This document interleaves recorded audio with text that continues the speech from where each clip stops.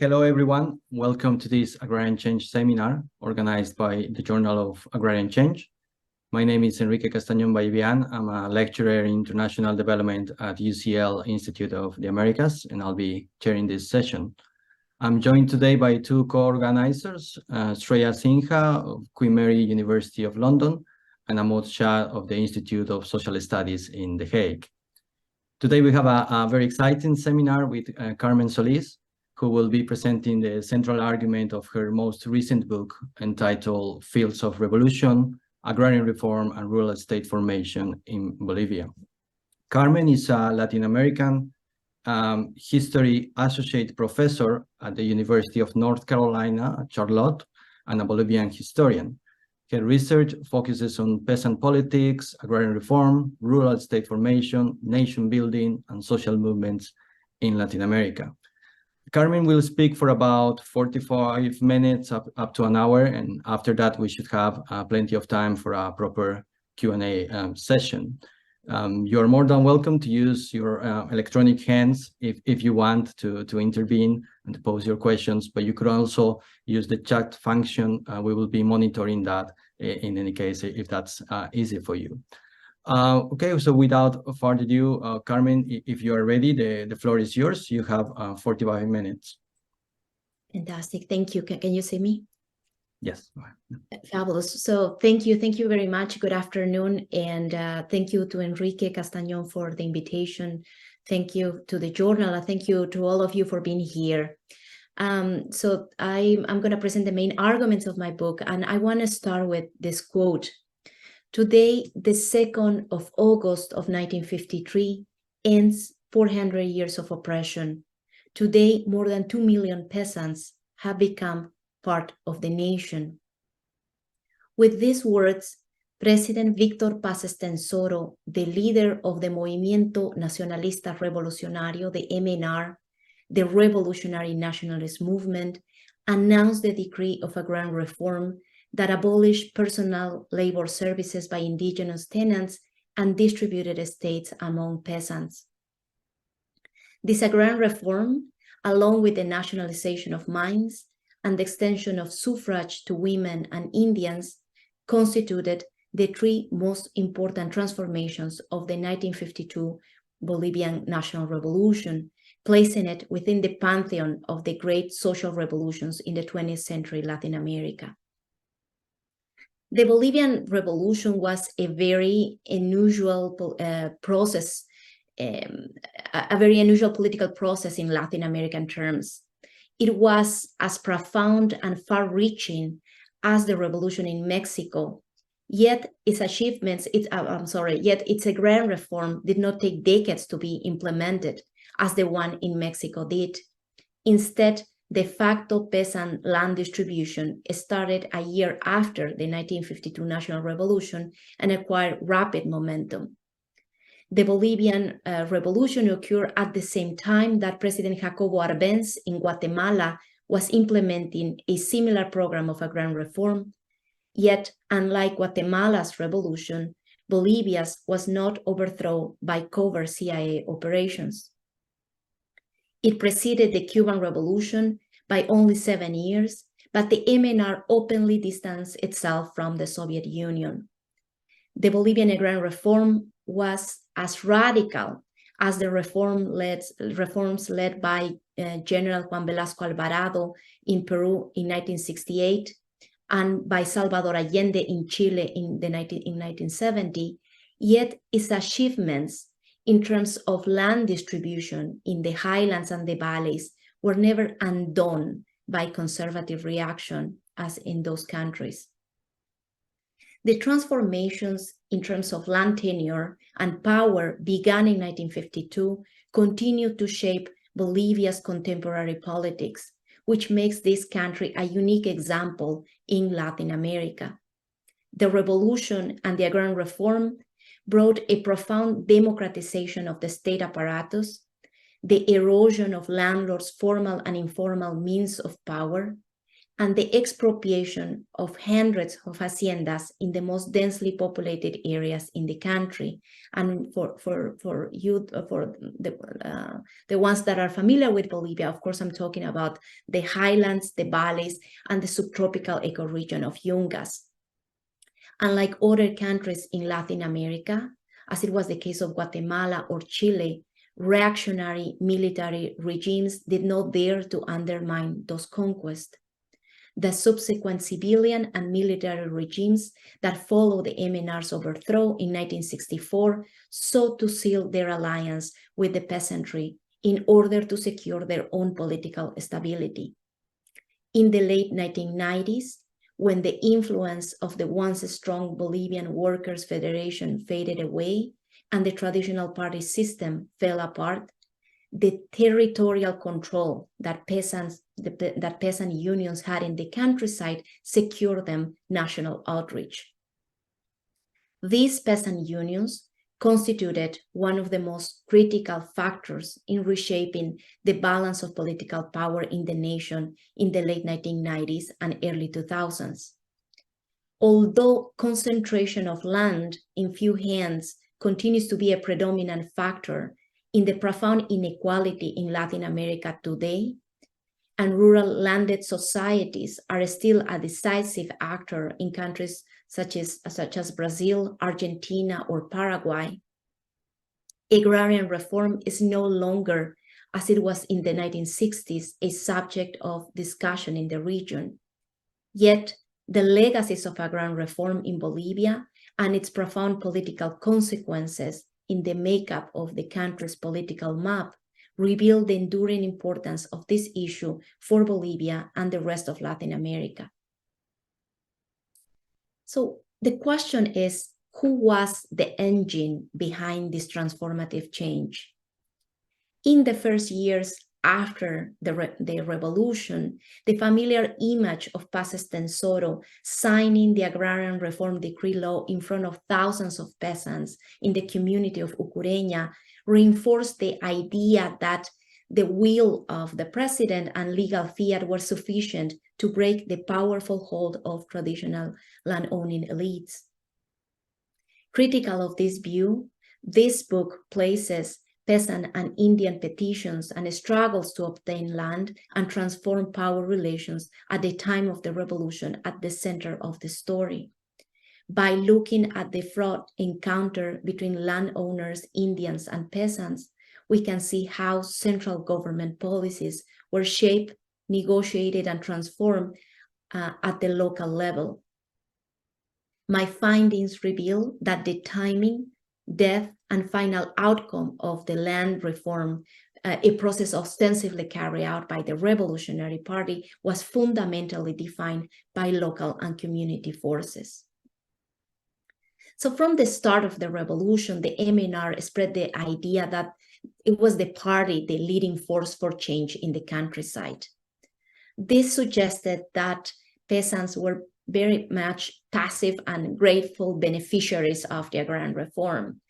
Party officials argued that although the nationalization of the mines was the product of mine workers' widespread mobilization, right, in the 1940s, strikes, massacres, etc., peasants received land almost without a fight, right? That was kind of the traditional narrative of the MNR. The MNR used a strong multimedia apparatus that consisted on newspapers, booklets, statistics, paintings, murals, and videos to reinforce this top-down depiction of the agrarian reform. This representation shaped scholarly interpretations of the agrarian reform for decades. And I want to share with you one example, echoing this view, political scientist Robert Alexander, who wrote one of the earliest accounts of the Bolivian Revolution in English. He stated that the MNR's leadership was unquestionable.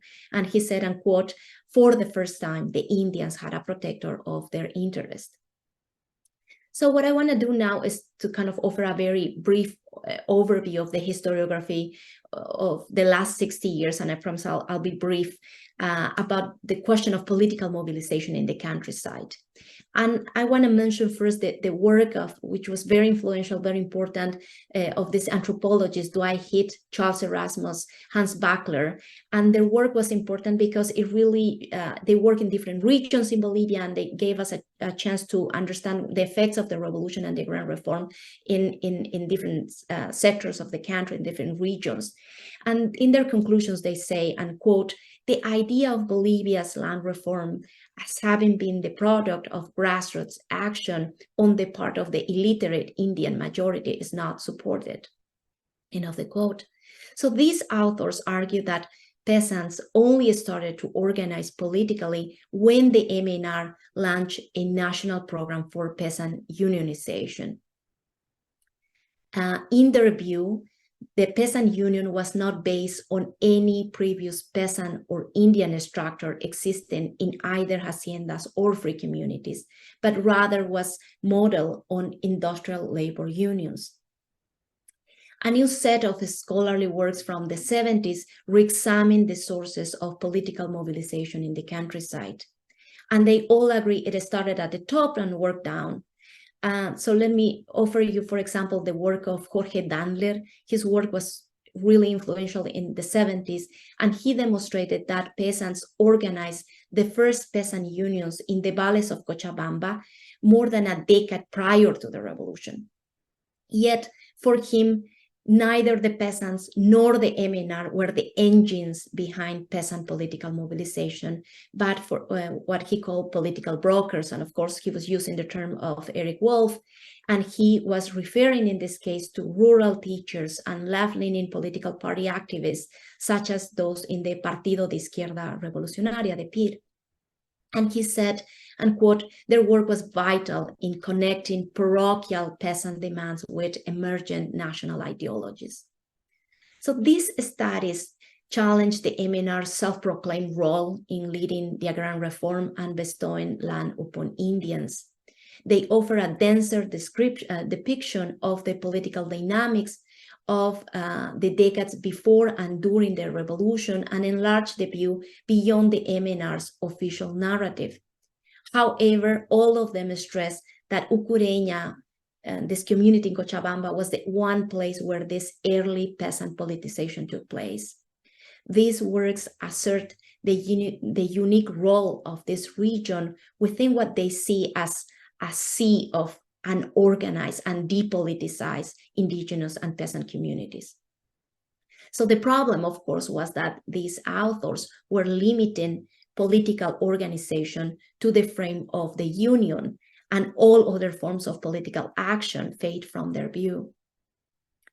Beginning in the early 1980s and removed from these debates of the Bolivian Revolution and the Agrarian Reform, there's a group of scholars and activists gathered around the Taller de Historia Oral Andina, the TOA, the Andean Oral History Workshop, and they start to explore more deeply Indian and peasant political struggles. And I want to mention, for example, the names of Silvia Rivera, Cusicanqui, Carlos Mamani, Roberto Choque, Esteban Ticona, among others, and they uncover silenced accounts of Indian and peasant struggles since the late 19th century and throughout the first half of the 20th century. Inspired by this new work, historian Laura Godkovitz reframes the 1952 National Revolution as the culmination of rural struggles dating back to the 1880s. She locates peasant and Indian politics at the center of national debates and places the 1952 National Revolution in the context of prior rebellions that took place in 1899 with Zaratevilca, 1921, 1927, 1947. So her work challenges previous conception of Indians and peasants as marginal political actors. Yet, the work of Laura Godkovitz ends in 1947, and we still need to understand the role that peasant and Indian communities played at the time of the revolution. And that is the story that is at the center of my book. So, when analyzing the role of peasant and Indian communities at the time of the revolution, this group of activists, the TOA, the Andean Oral History Workshop academics, were very, very critical of the role of the MNR in the countryside. As in the scholarship of the 1960s and 70s, they endorsed the view that the agrarian reform was a program implemented from above. They point out that the organization of peasant unions and the individual distribution of land among peasants undermine autonomous organization and traditional systems of Indian authority. For them, the 1952 revolution was a continuation rather than a rupture with previous modernization projects. Critical of the agrarian reform of the 1950s, sociologist Silvia Rivera holds that the MNR clientelistic policies in the countryside in the 1950s turned peasants from economic peons, of course, she meant indentured servants, to political peons, by what she meant subordinated political clients. So according to Silvia Rivera, the agrarian reform gave the MNR the unconditional political support of the peasantry, which allowed the Nationalist Party to remain in power for about 12 years, between 52 and 1964. So as you can tell, the literature about the revolution became increasingly critical of the role of the MNR in the countryside. Since the 1980s, most scholars have described the MNR as a reactionary force whose ultimate goal was to dismantle long-standing autonomous Indian political struggles. And this is the view that continued to be predominant in Bolivian historiography up to today. So for me, it seems that we're facing some kind of contradiction in terms of the literature. On the one hand, you have scholars that have come to emphasize peasant and Indian political agency prior to the revolution, but then they have reinforced this view that peasants pretty much passively implemented the MNR's agrarian political agenda after the revolution. Most scholars saw the process of unionization and agrarian reform as programs imposed to peasants from the top. In this book, what I do is to challenge revisionist analysis that have understood peasant and peasant unions as obediently implementing the MNR's political program in the countryside. So the first thing that I want to mention is that the demand to organize unions in the countryside predated the revolution. And here, of course, I'm not saying anything new. This was the work of Jorge Dandler and also the work of Antesana, right? Showing that this first peasant unions were organized in the late 1930s. We know, for example, that in the late 1930s, colonos, which is the name in Bolivia, colonos is the name for people who work for a landlord in exchange for farming a small parcel of land within the hacienda, within the state. So colonos from several haciendas in La Paz, in Cochabamba, Tarija, sought to organize unions. The organization of these unions emerged under the presidencies of the so-called military socialists of Toro and Bush. In 1938, President Bush enacted a new labor code that recognized workers' right to unionize. This was a code, of course, that worked for everyone, for the people in the countryside, for people in the mines, for people in urban areas. Yet the chapter that Bolivian historiography forgot is that President Peñaranda, Enrique Peñaranda, with a new decree, prohibited peasants from organizing unions in 1942. Of course, they were afraid of colonos organizing politically on haciendas. So the process of unionization was started in Bolivia in the late 1930s. And it's interesting to notice that the Bolivian rural society that represented the interests of the landlords, they also got organized in the early 1940s, almost as a response to what was happening in terms of union organization in the countryside. And they pushed Peñaranda to specifically stop unionization in the countryside.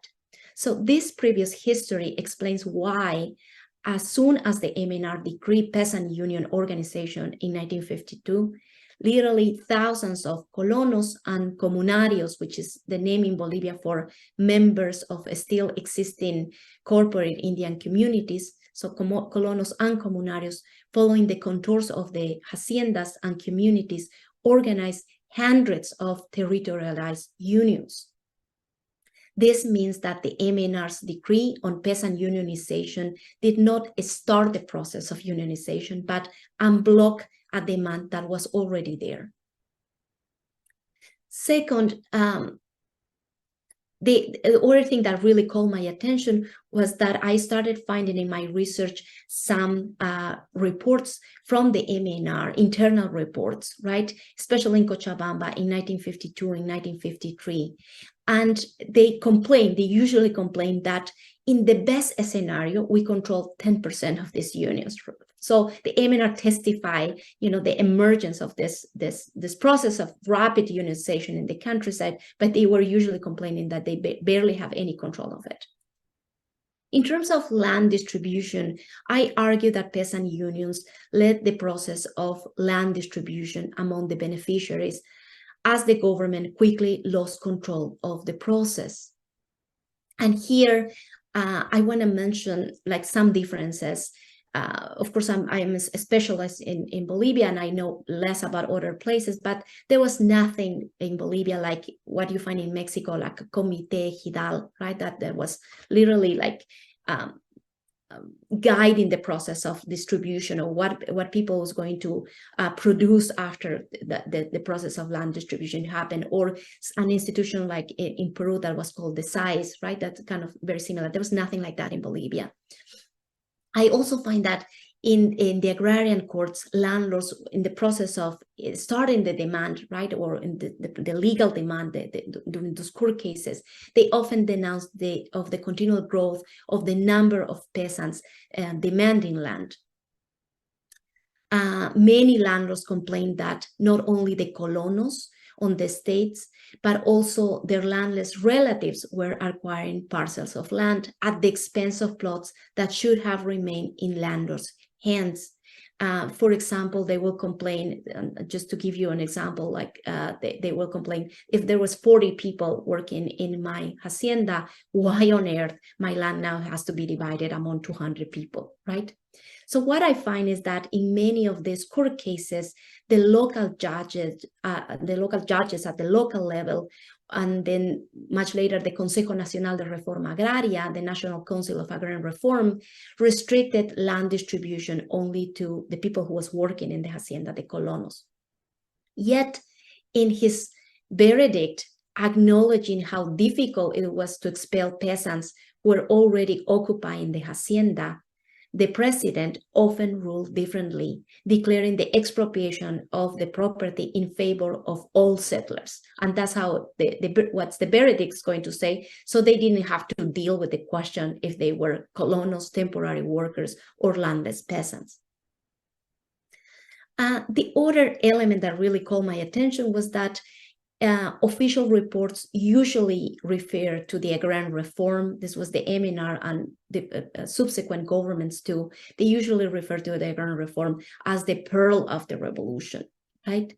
And this was even more obvious as the government had more problems with the question of mine nationalization, right? They really appreciate what happened in terms of agrarian reform, or they praise their leadership, as I said, in terms of agrarian reform. So one of the things I wondered was, what was the percentage of the national budget that was allocated to implement this policy?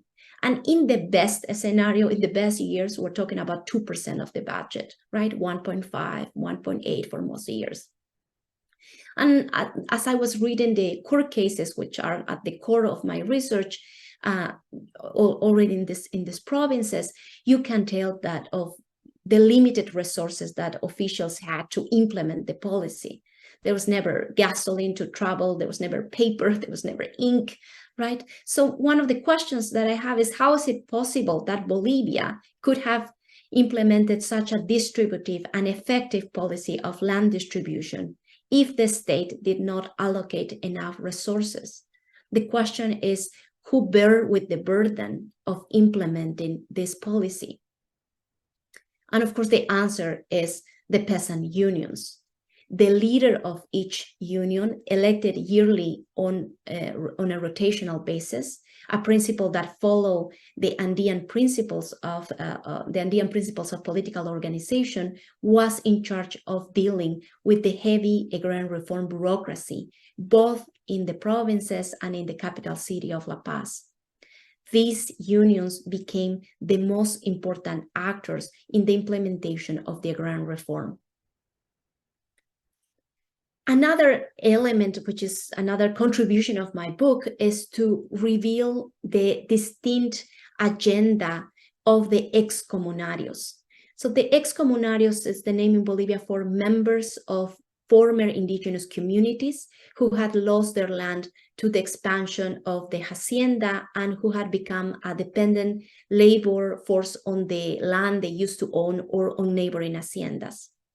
And we already know, because of the work of TOA, of these indigenous leaders, which in Bolivia, in the context especially of the 1910s, of the 1920s, they were called the caciques apoderados, which is, as I said, the name in Bolivia for indigenous leaders. And we know of this impressive movement that these indigenous leaders led in 1910s, in the 1920s, when they traveled to archives in Buenos Aires and to archives in Lima and archives in Sucre, right, to recover the titles that the Spanish crown gave them in the colonial period. And then they traveled back to courts in La Paz to legally demonstrate that they were the owners, right, of the lands that they were being taken by landowners. The other thing that we know because of the literature is that this movement, the cacique apoderado movement, ended up kind of dying in the context of the Chaco War, the war between Bolivia and Paraguay in the 1930s. So I was really intrigued. It was quite impressive to find letters of caciques apoderados to President Paz Estenssoro in the context of the revolution.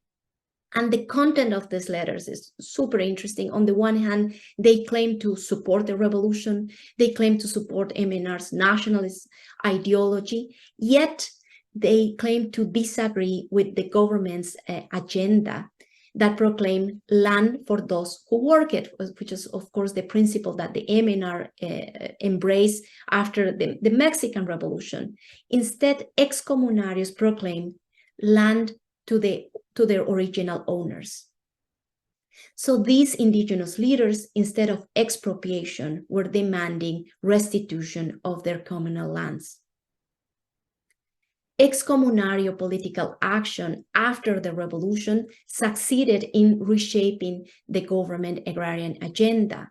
And what I find in the archives is, on the one hand, these letters, and then when I was looking at newspapers, I found several visits of these caciques apoderados to the Ministry of Peasant Affairs and to the president. And in the end, a year later, Víctor Paz Estenssoro enacted the decree of agrarian reform in 1953. In 1954, he enacted a new decree for land restitution in May 1954.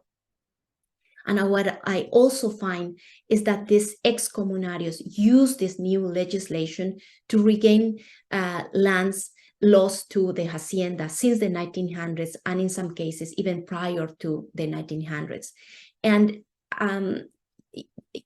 this, it's the first time basically my work is uncovering these cases by looking at these court cases.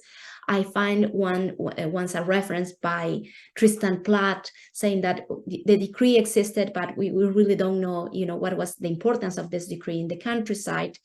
But for me, what's really interesting, on the one hand, to study all this, particularly in the highlands, these court cases in which comunarios are using the law to regain those lands. But also I found this very interesting national statistic of 1956, and they talk about kind of around 1,500 cases of expropriation in the country and about 1,500 cases of restitution in the country, which shows you at the national level that this was not a minor reform. The other thing that my work does is to rethink the role of the MNR, of the revolutionary nationalist movement in the countryside. Although the MNR showed caution before launching a general program of land distribution, the party undertook critical decisions soon after the revolution that changed the balance of power in the countryside.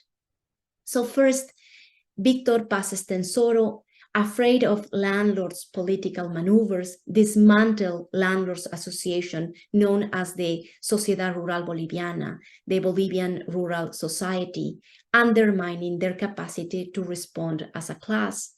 And I would argue that Paz Estenssoro did this not because of how revolutionary he was, but literally because he was afraid of ending his days as the previous nationalist, murdered and hanged in the main plaza in 1946, right? And he saw the capacity of the powerful landowners to reorganize in the context of the government of Gualberto Villarruel. So one of the things that Paz Estenssoro did as soon as he took power was to start a series of court cases allegedly because of cases of corruption against these powerful rural societies. The second thing that the MNR did was to deactivate the rural councils. These rural councils were informal entities that existed everywhere in the countryside, in every province, in every head, in the capital of each province, and they represented the most notable neighbors in the province. Of course, I'm talking about, the merchants, the priests, the landowners. And before 1952, they were basically the mediators at the local level between the state and the rural society. So every time the Ministry of Government said, we're going to name the new intendant or the new corregidor or the new, any job at the local level, this informal institution, the rural councils, will send a list of names to the Ministry of Government. And in general, systematically, right, the Ministry of Government was selecting people for that job from that list. So what the MNR did was to replace these rural councils and use the peasant unions instead. So they didn't change the mechanism of election, but now it's the peasant unions who are selecting who's going to be their new corregidor, the new intendant, the new, etc., the new, I don't know, I cannot think of another job right now. So the elimination of the rural councils and the institution of the unions as a mechanism of political control transformed everyday politics in the countryside. The third thing that the MNR did very early on was to challenge the church, one of the most important landowners in Bolivia. And fourth, and I already talked about this, Paz Estenssoro, more pragmatic than dogmatic, signed the decree for community land restitution in 1954 as a state response to Indian political pressures. This last decree clearly diverged from orthodox notions of modernization in nationalist and left circles. And I have a beautiful letter coming from the head of the left party saying, as a private letter to the president saying, like, how is it possible that you're going to approve this or you're going to sign this decree for land restitution? We basically want to get rid of these communities and we're going to get rid of the haciendas and the landowners, but we also want to get rid of this ancient institution that are the communities. So it's interesting that Paz Estenssoro went against that and signed a decree of land restitution. These four decisions were political landmarks that contributed toward the radicalization of the political process. Finally, my work also rethinks the timing of the revolution in the countryside. A number of scholars have identified that the revolutionary process ended in 1964 when General René Barrientos overthrew the Paz Estenssoro government. Other scholars have argued that the MNR became already a moderate force, if not a conservative force, as early as in 1955.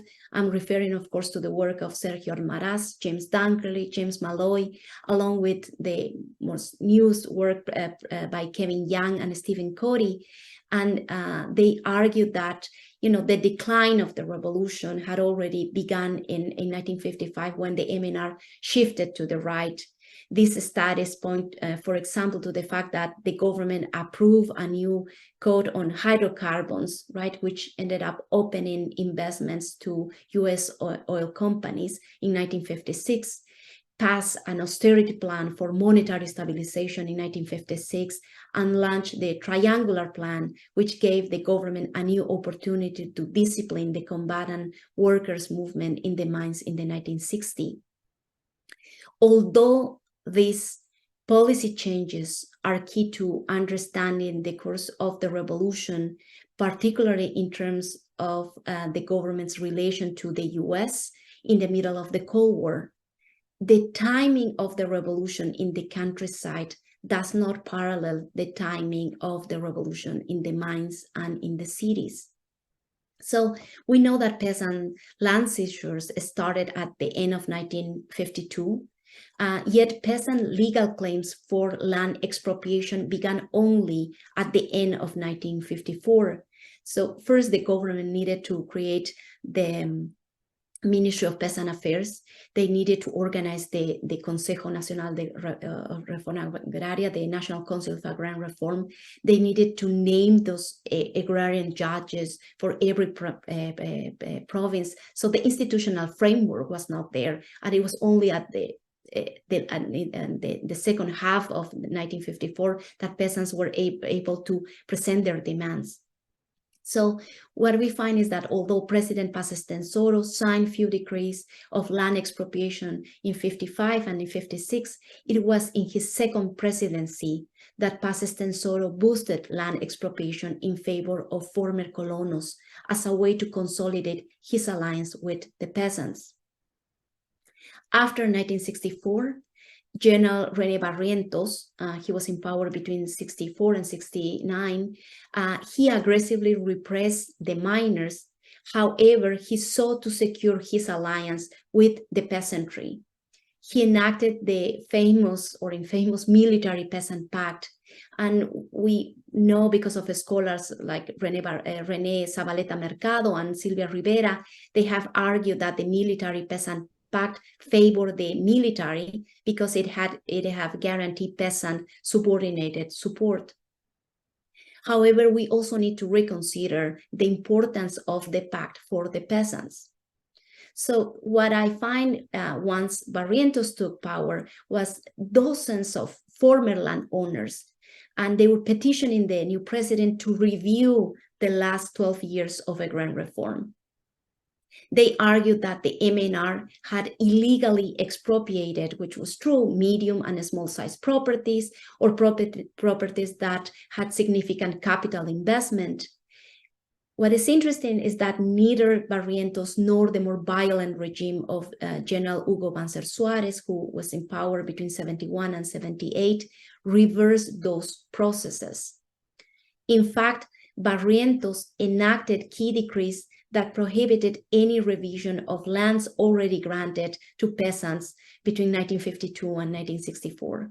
And in 1975, General Banzer ended the economic compensation that was according to the law that peasants had to pay to landlords for the land that they received as a result of the process of expropriation. Although most of these decrees simply reinforce a reality that was already in place, the military, unlike other cases in Latin America, such as Guatemala, Chile, or Peru, were not able to reverse the process of land reform that started in the 1950s. Under the Military Peasant Pact, peasant unions' control of internal affairs in the countryside continue, despite the subordinated relation that peasantry had at the national level, as a number of authors have pointed out. Agrarian court cases show that it was in the 60s, in the 70s, in the 80s that landlords, unable to recover their old power, sold or abandoned the lands that the government granted them as medium-sized properties because of the continued pressure of the peasant unions.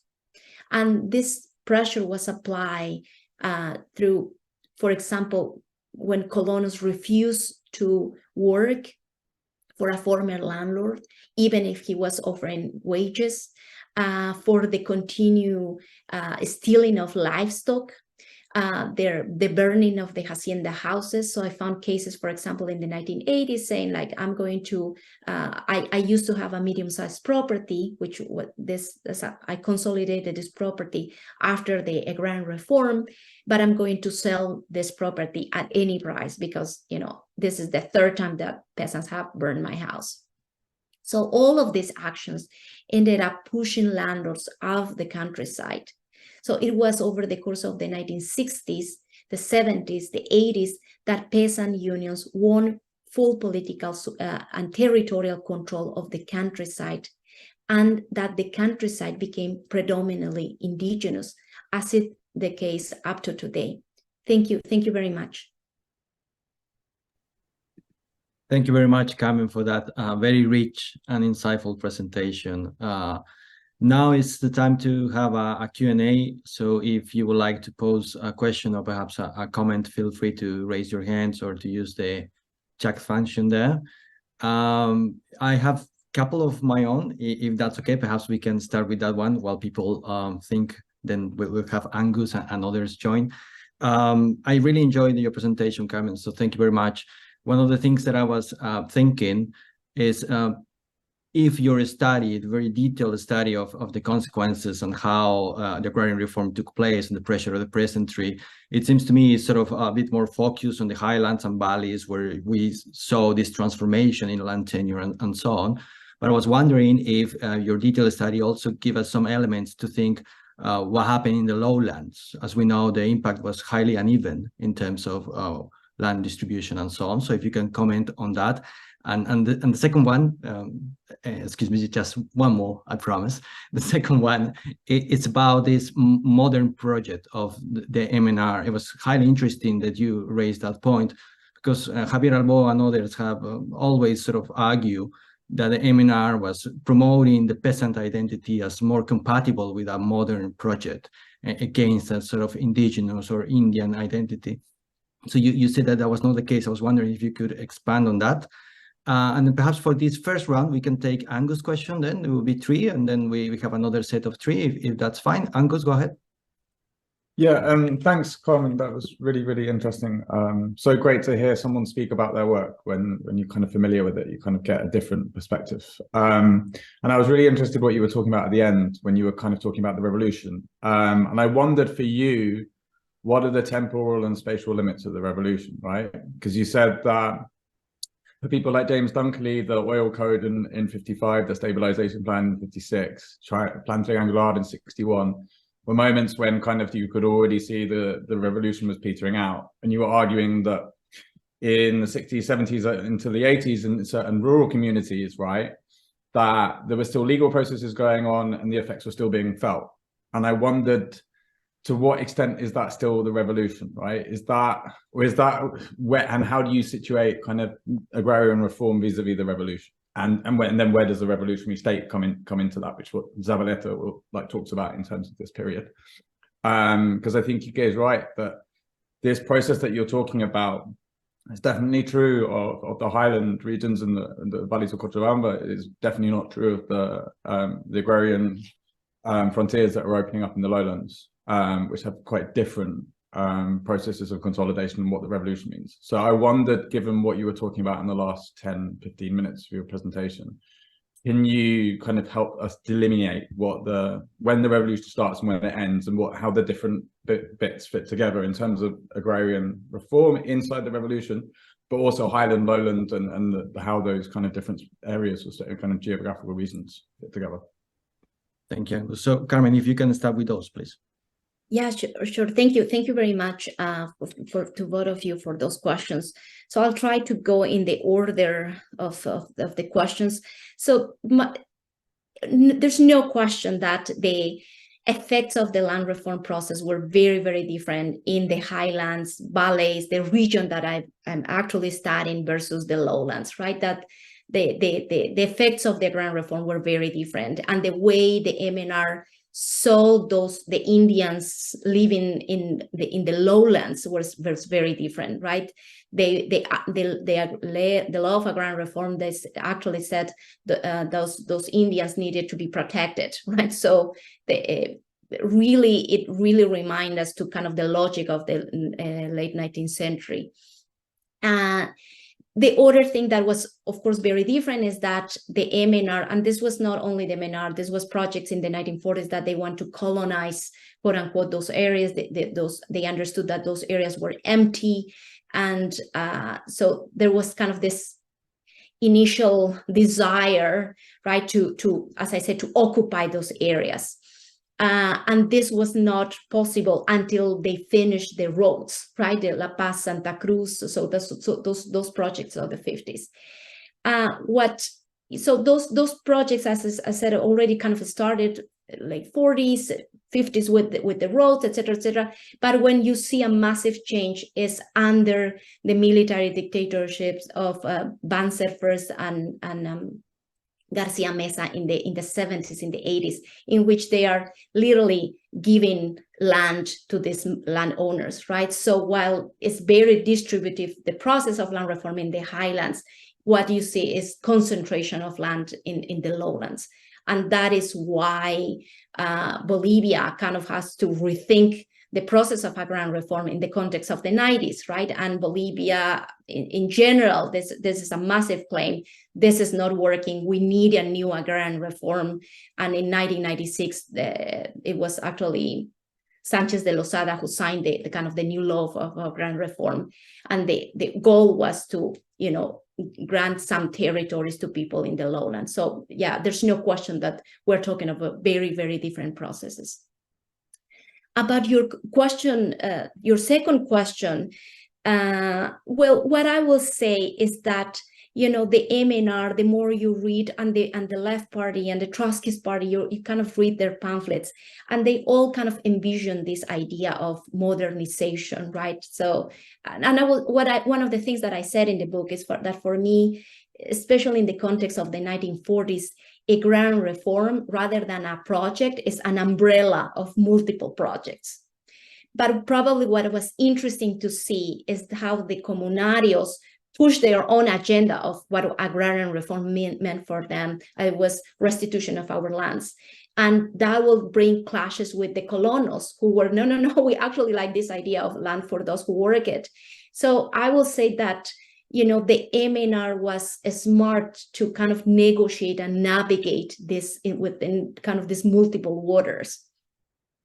So, probably the way they envision, the way they envisioned the agrarian reform initially was to target some properties, the properties that they identify, for example, the church, as properties that were not producing that much. But over and over, if you read the newspapers in 53, 54, especially 53 and 52, they claim, no, we're going to protect the medium-sized properties. Do not worry, right? That your property is not going to be targeted. If you're producing to the market, if you can show investment.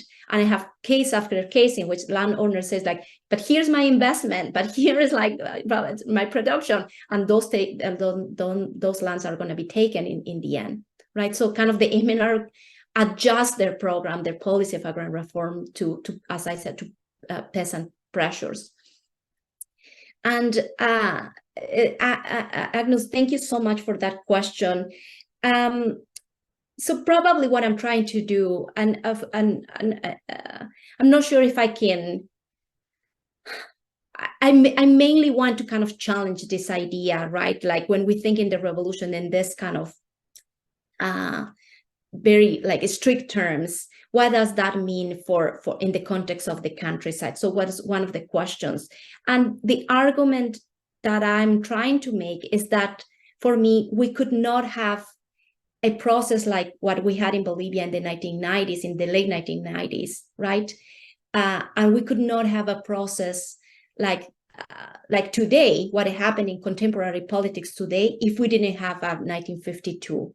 And when I'm talking about that, I'm talking of the, what I said in the presentation, the territorial control that the peasant unions have in the countryside continues, started in the 50s, continue in the 60s, but it never end, right, as in other cases.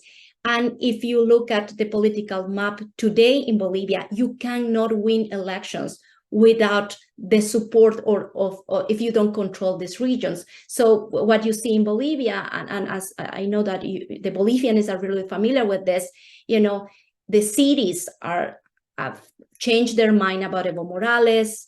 This, their view about Evo Morales, that the support for Evo Morales is probably not there, but the cities cannot win elections because of the power that the peasant unions still have in the countryside, right? So that I think, I'm not sure if I will put a time, but I really, what I was trying to do is kind of make the connection, right?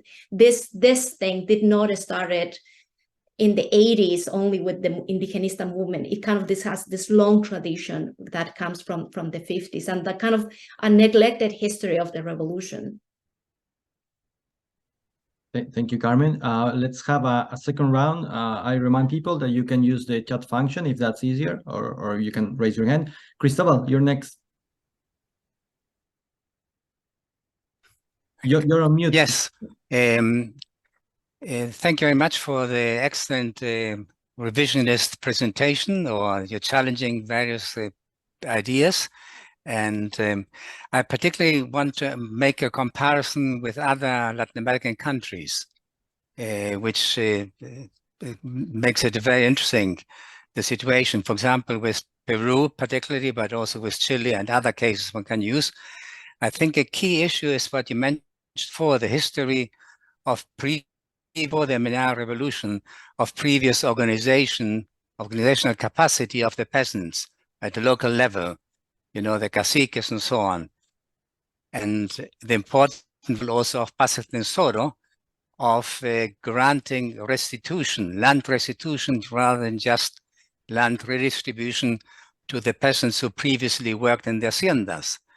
So, but it's interesting already there, Minnesota in some ways is giving in to the reality of the countryside, because as you mentioned, already the peasant unions were incorporating those or allowed those peasants who were outside the haciendas to come into the hacienda again, because they had ancestral claims to those land, which had been taken away by the hacienda. And this, for example, if you compare that with the size, Sociedades Agrícolas in the highlands of Peru, a government there of Alvarado, they created the size, but they didn't incorporate the former communities into the haciendas because of the strong opposition one side on the colonos inside the haciendas who wanted to maintain the control of the hacienda and receive all the benefits.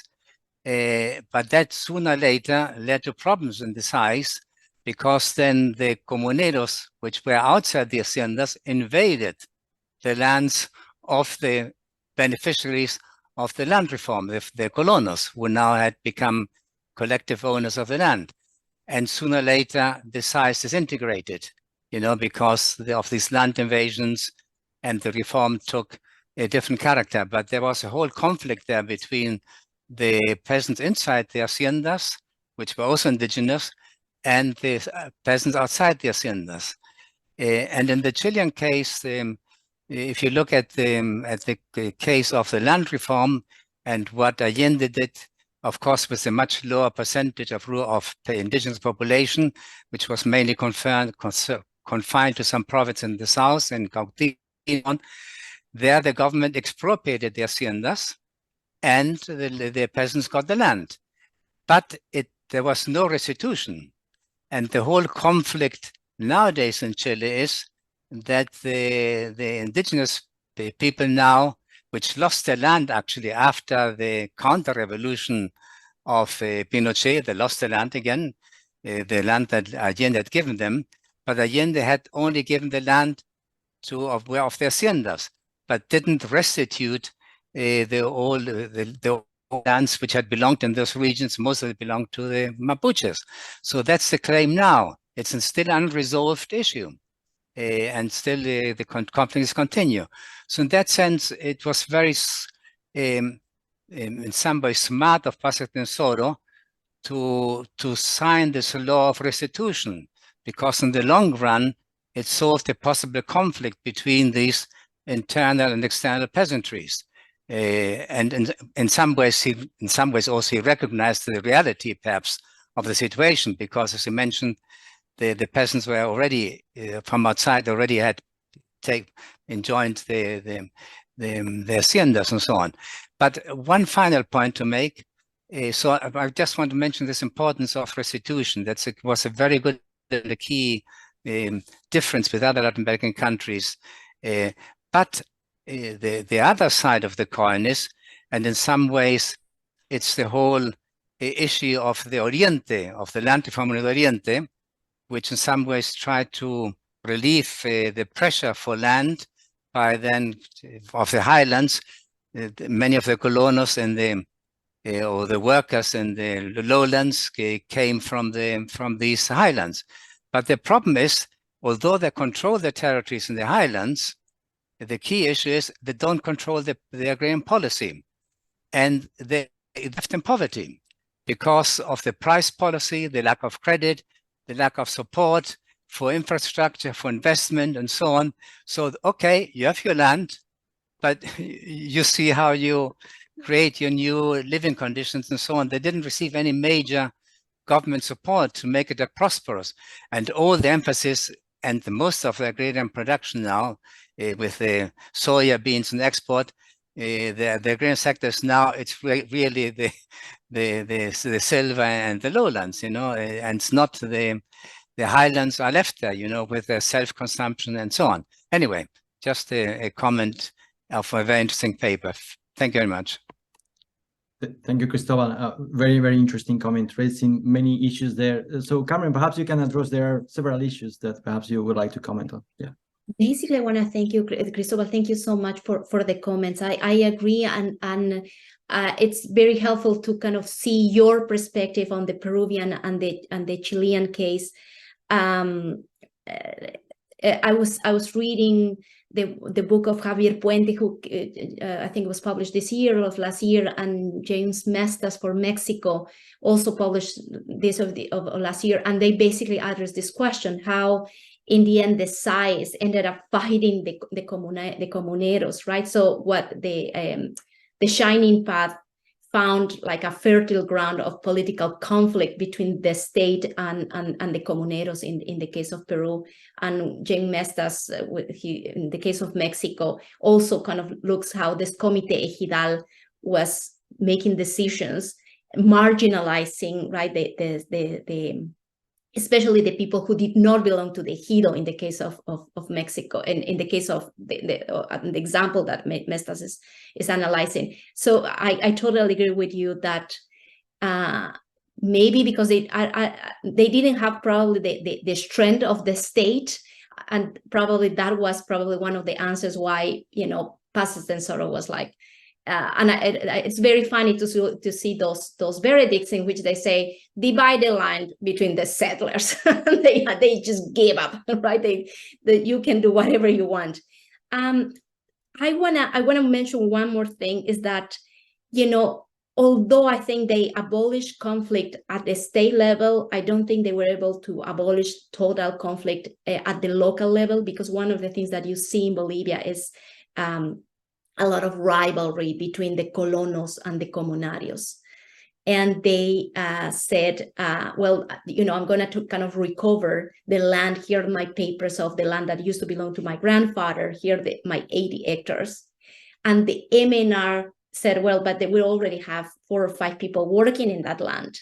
So the agreement, which is really interesting, the MNR gave the land to the colonos, and the colonos gave a payback to the comunarios for taking that land. So the economic compensation was not to the landowner, but the comunario, which is fascinating. But I saw many cases in the 70s and 80s in which you see a lot of conflict between colonos and comunarios. So that problem was never solved. And I think years ago, this is the late 90s, when they were starting the process of agrarian reform, the new process of agrarian reform in the lowlands. There were some teams of the now INRA, the Institute of Agrarian Reform, trying to go back to the highlands, and literally they say, we cannot deal with that thing. We have no, like, how on earth we will like organize. It's very chaotic how the property is organized up to now in the highlands and the valleys. And you are totally right. I mean, I struggle with this. I'm talking now of your last comment. I struggle because I totally agree with you that investment and bank loans, et cetera, went to the lowlands, and there was nothing for the highlands. I agree with that. However, probably one of the moments when I struggle was when I read something like, well, the Indians only receive land. I'm like, well, only, that's exactly what Latin America has been fighting for. So it's not a minor thing. So I try in the book to kind of reinforce this, that, hey, by receiving land, by getting political control of these areas, they have been able to shape the politics of the country, which is really impressive. But at the same time, it's true that, there was, when they were thinking in investment and they were thinking economic growth, the MNR was putting their entire eyes in the lowlands. Thank you, Carmen. I believe we have some questions in the chat, so perhaps we can continue with those. Amod, would you mind reading those, please? We have a question from Olivia, but she's also they're also online. So, Olivia, would you like to unmute and ask a question? Otherwise, I can read it out. Hi, yes. Yeah, it's basically just going to say, yeah, thanks. Fantastic talk, really interesting. Just a question on your thoughts on agrarian reform in the lowlands. So building on Enrique's question, but regarding sindicatos specifically. So how do you understand the role of sindicatos as a mechanism of agrarian colonization in the lowlands? So just, yeah, thinking of if in the highlands and valleys we see peasant unions used as a mechanism of control, is this also reflected through processes of agrarian colonization in the lowlands? Yeah, I mean, it's not a topic, Olivia, thank you so much for that question. And it's not a topic that I worked a lot, but I mean, it's fascinating to follow what happened with the history of agrarian reform in Bolivia. So just, as I said, probably it's not kind of my topic, but it's worth remembering that Bolivia had up to now 3 agrarian reforms.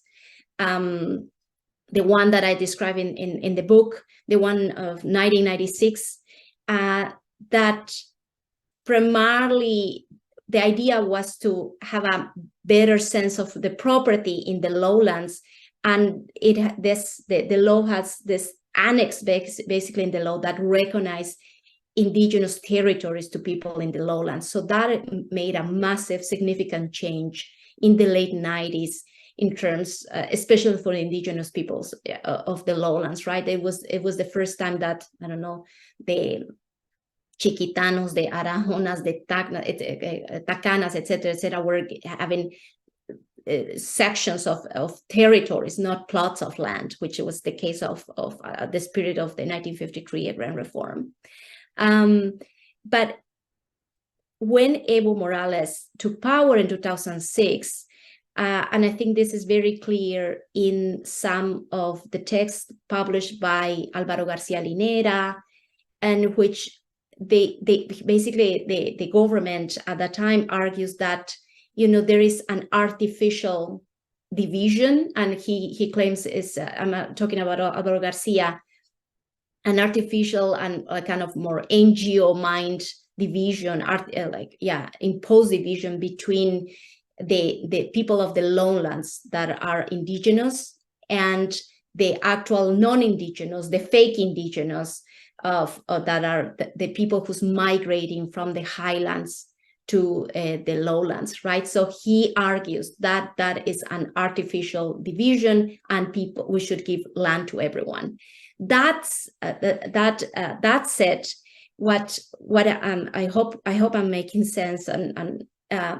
So what happened after the second agrarian reform of 1996?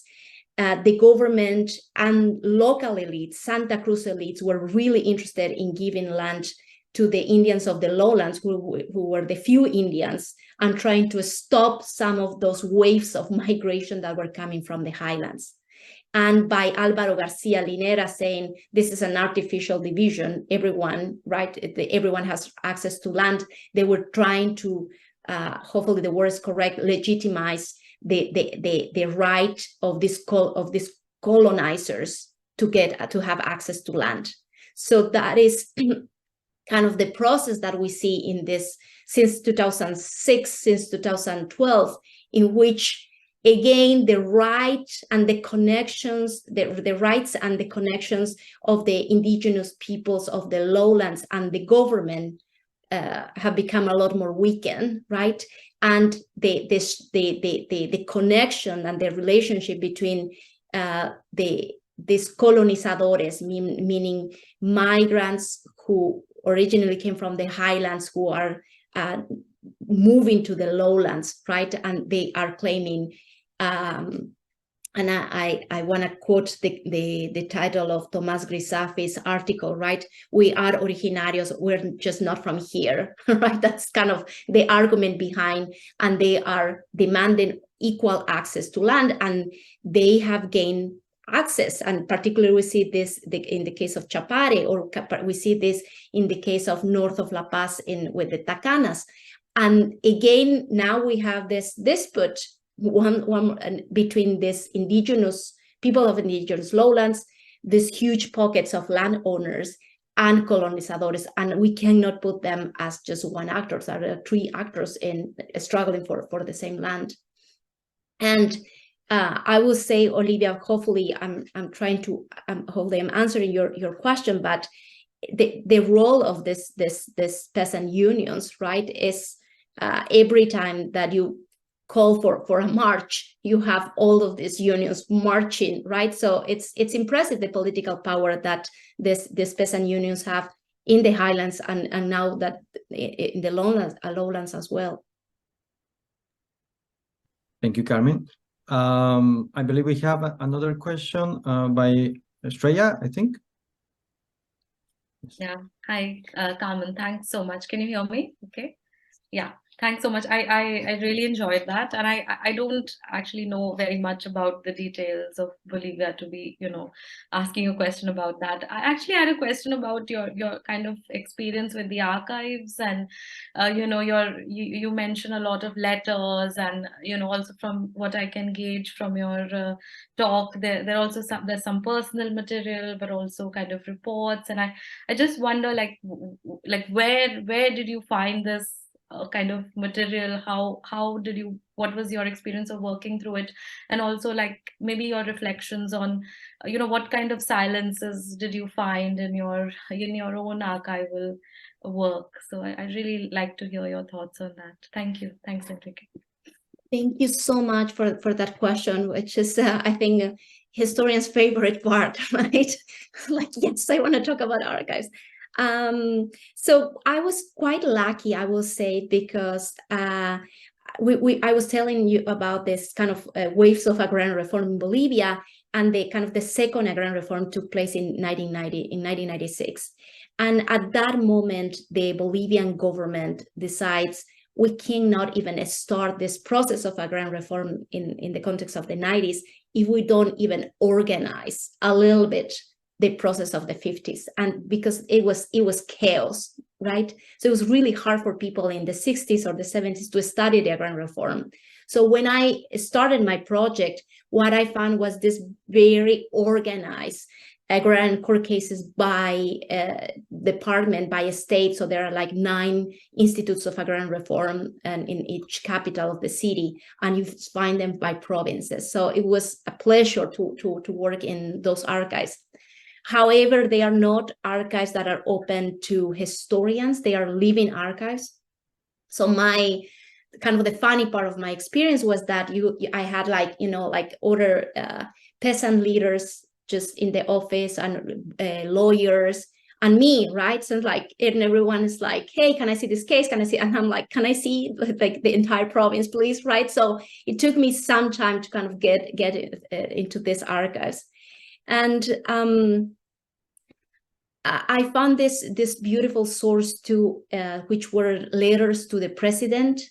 And it's a collection of letters of everyone really, from, you know, like mine workers, peasants. And that's where I start finding this caciques apoderados, right? It's like, oh, I thought this were gone, this movement was gone. And I see these letters. This is the letters where also I found letters from these landowners to the president, not to Paz Extensoro, but to the military regime, saying, hey, we need to revise the chaos of this 12 years of agrarian reform. So these letters are still in the National Archive. And then I used a lot of newspapers, and to my surprise, you know, it was a source that people have already used. And I was surprised that no one ever mentioned, for example, these caciques apoderados, right? So the historiography told us this movement was gone after the 30s, and the MNR, you know, kicked, like they were not even interested in engaging in any of those projects.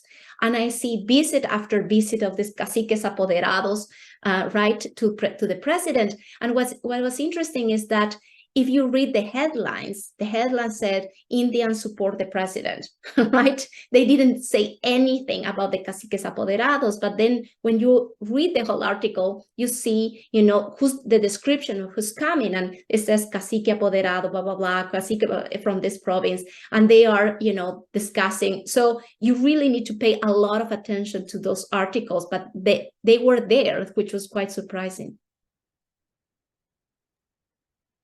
All right. Thank you, Carmen. That was very, very useful. And I'm glad you got the question that historians love. Good one. There is one following, just kind of following that one. Pamela, I wonder if you would like to post this orally, or we can read it if it's more convenient. Yes, so probably we should read it. Amot, could you do that, please? Yes, it's yeah, it's in the chat, and there's also a comment from Jeff Goodwin. Let's take those two, please. Yeah. Okay. I think Pamela's question was around if you could give us some names of the leaders of the caciques apoderados. Yeah, and also the women. There were some women involved, right? So if you had female caciques apoderados, and if we could have some names as a way to sort of restitute as well memory, I suppose. So that's one question. Anybody else would like to comment or ask something? Okay, there was this comment by Jeff. I'm just going to read it. It was not a question. He's basically saying the tensions and conflicts between peasants inside and outside haciendas that Chris mentioned were also important during the land reform in Ecuador. And these tensions live on in many places, so that we don't forget that. And he really enjoyed the presentation, as we all did.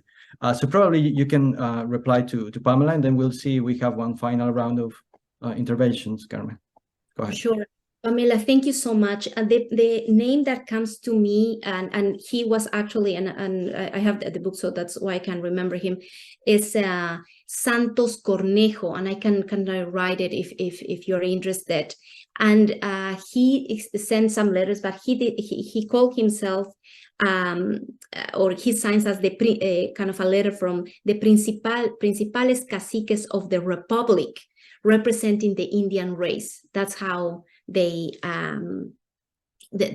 address the letter, right? So it's interesting how you know they claim to represent the entire Republic. So Santos Cornejo will be one of the names. I will have to go back to the footnotes to look at for other names, but I do have, for example, I have a letter from, caciques apoderados from Achocaya, Achacachi, Caquiaviri, alcaldes mayores, Ayllu Belén, Ayllu Poconi, Ayllu Pallareti, so blah, blah, blah, and you have a list of people.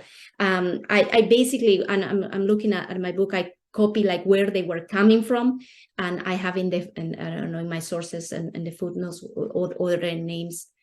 But yeah, it will be really nice to, and I'm gonna go back to the other question that in the other part of the question, I was asked kind of the work that I didn't do. For example, I think that's one of the works that I didn't do. I was looking at the court cases, and I basically copy where these demands were coming from, and that was it.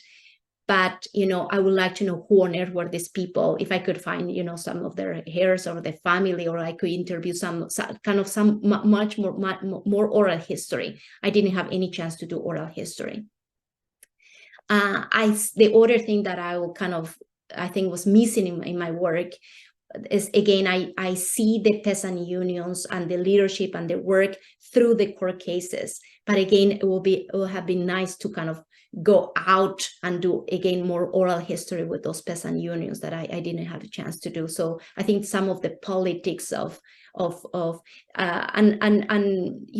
thinking of the work of Javier Puente, the book that I was mentioning about Peru. He went to the community of Hondures. He talked to the authorities of Hondures, and he looked all their memoirs, like the weekly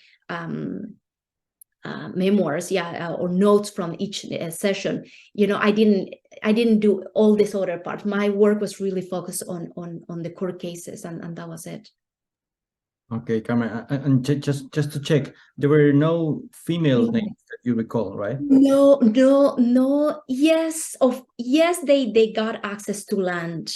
Yes, they got access to land, especially if you were married. If you were a widow, you got less half of the plot of a land that you will got if you were a colono, for example. So you see them primarily as probably beneficiaries of the agrarian reform. I'm kind of using the MNR's language right now, but I don't see them. It's always all the representatives of the unions were men. Okay, thank you. Olivia is pointed out that actually there is a book about the caciques apoderados as well that we can all read. So thank you for that suggestion, Olivia.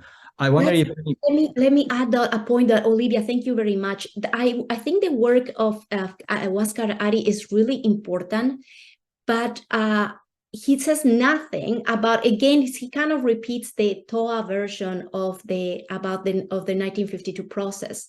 He's one of the persons who argues that, the MNR crashed this the demands of the indigenous communities, and the MNR kind of won in this policy of distributing lands among individually, right? So I think in that sense, my work is kind of debating Huáscar Ari's. Thank you, Carmen. And while we wait perhaps for the last questions, I do have one more that connects well with your last comment, because I was also interested in this sort of challenge that you're doing in terms of the cooptation argument that the MNR was sort of very powerful and top-down and end up sort of disrupting politics from below and so on. Nowadays, with the mass, there's also a common argument that organizations have been co-opted and so on. I myself, it seems to me it's a bit simplistic, and I was interested that you mentioned that you are also challenging this view that the MNR were so sort of powerful over the organizations. If you could expand on that question, and that would be great. Yeah, thank you. I mean, the desire of the MNR to control those peasant unions, for sure, it was there. There's no question about that. So it was. I laugh when I run into these reports, internal reports, in which they complain, right? Say we barely control 10% of these unions. So the desire of maneuvering was there. The other thing is that especially when we look at the question of cooptation, probably the way that I was trying to kind of look at things was what these people was actually winning, right? And initially, right after the revolution, and that's, I think for me was not a minor thing, to understand what the peasant unions want at the local level. That's something that I said in the presentation, right? Before 1952, it was this rural council saying like, hey, you know, my friend, this landlord and this landlord could be the corregidor, the intendant, the head of the police at the local level, all these local jobs.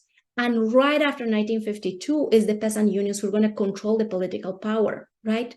So those gains are not going to go away once the MNR is gone after 1964. Those gains are going to, the peasants are going to keep controlling the countryside, you know, under Barrientos, under Banzer. And the other, you know, huge, I mean, I think, of course, that there were like this, as I said, desires of political cooptation, but again, kind of let's try to remember what they won, and they won land, which was not, you know, this minor element. So when you see the concrete gains, I think kind of, you know, it helped me to kind of balance and things. One of the things that I kind of noticed too is that the argument of cooptation and the argument of corruption was usually coming in the court cases from the landowners, right? To kind of make the demands of these peasants illegitimate. Oh, well, they did just maneuver, these illiterate people, blah, blah, blah. So, you know, and it was a way to kind of undermine the peasants' very concrete demands. Yeah, whatever, but we want your land, and we're going to get it, basically. Thank you. That was really interesting. So it seems to me we're coming to an end. Anybody else would like to comment or ask something to comment?